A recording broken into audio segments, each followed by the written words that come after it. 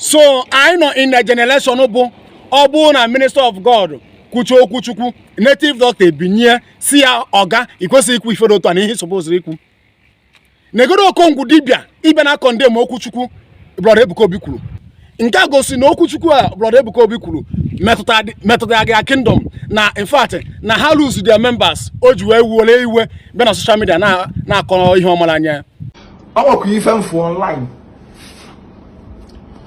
nse ka mbia tuzuo aka nenegodo no this video una aka screw na ma like ko unu na this video. We are deceiving ourselves. You see a man of God, he will come out and be preaching. Oh, but at the back, he or she is doing assignment. After calling Jesus publicly, he will tell you, bring money, go and buy something. Let me do work for you. Fetish things. Those things he is doing is native doctor. I don't believe in assignment. Any man of God doing assignment is a herbalist.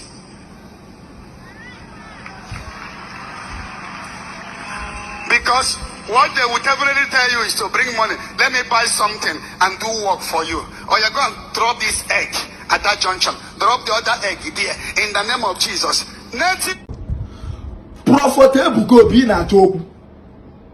Ina choku oku. Ima malife kogeri debe. To start with, this is not what you should be preaching in your pit. You have many other things you should be preaching. Not preaching rubbish. What did you even know about prophecy? What did you even know about spiritual? Can they feel what go to like? I don't understand. Okongwu Dibia so Okongwu Dibia ka ihe na akpọ ga-akpọ. Kedu ihe mere Jakpala Ebuka Obi ogboko ogo na ya? Obia ndele mo spirit Ebuka Obi kago. Obia physical okago. Kere bo ogboko mad na aba, kere bo ogboko na abo. Na obere nwa na akpọ Okongwu Dibia. Ibidoro wa Dibia isa na ebugu. Ina eje Jakpala Ebuka Obi preach the gospel on his ministry. Iburu ya na akpala ya na asa we oje kwifedo to a. Are you the one that called him? Ogu kpọrọ ya or must not get kwi ihe like. Ibe na akuzi Ebuka Obi Bible. Ke him na Bible.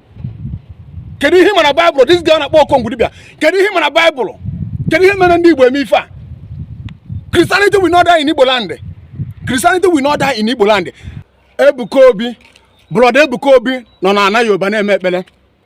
Ndị Yoruba Ebuka Obi nọ na ha na-eme ekpele. Adịrị agba Ebuka mgba. Ono ndị Igbo si agba ya mgba. Ndị Igbo na-agba Ebuka Obi mgba ka Ebuka Obi daa. 100% of ndị na-agba Ebuka 100% of ndị na-agba brother Ebuka mgba na social media bụ ndị Igbo. Jeffrey ihe nke ọ na-akpọ Mathias Ezeaku nke kpọrọ nwa ha Igbo love theirself, Igbo love who, Igbo hate theirself. Na-eje ebulu pitch ụmụnne na disgrace na social media. Ebuka Obi kpecha mmadụ ekpere evulu pitch video na-abịa na social media na-akọ na ihe nwere isi n'ọdụ. Igbo onwe gị Igbo love theirself. Who tell you that Igbo love theirself? Igbo hate themselves, Igbo. Stop calling yourself Igbo love themselves. Mathias says that your charity organization Igbo love themselves. That thing need to be changed. Igbo hate themselves.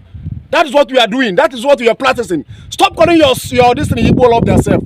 Igbo hate themselves. That is what you are hearing about that thing.